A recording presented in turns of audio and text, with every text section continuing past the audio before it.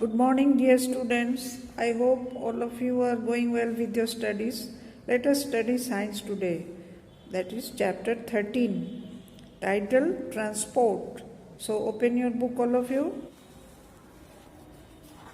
Transport.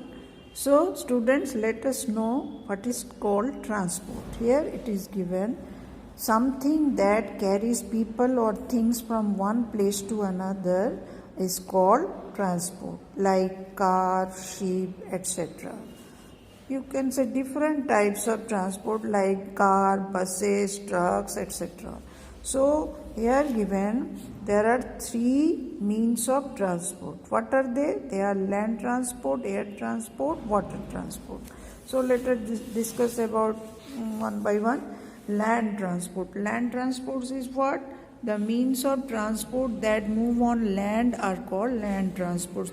So there are two types of road transports and rail transport. Road transport, that means the vehicles which runs on road are called road transport, like truck, cycles, buses, cars, etc. And rail transports are that runs on railway track.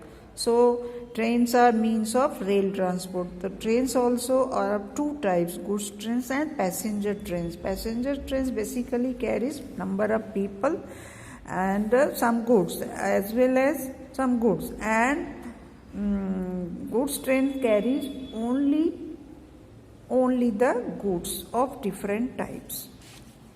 Now according to the wheels that vehicles carry, they are grouped into different parts like two-wheelers, three-wheelers, four-wheelers and more than four-wheelers.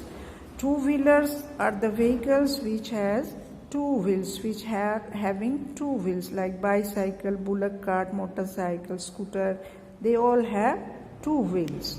And three-wheelers like tricycle, auto rickshaw, that you sometimes go by auto rickshaw to some places, and rickshaw, that also you have seen, it has three wheels, isn't it? And now four wheels, you might have noticed four wheels like car, they have four wheels, small wheels are there, and jeep, van, etc. And more than four wheels are coming train, metro train, truck, etc. Okay, now at the bottom of this page given the question, write T for true and F for false.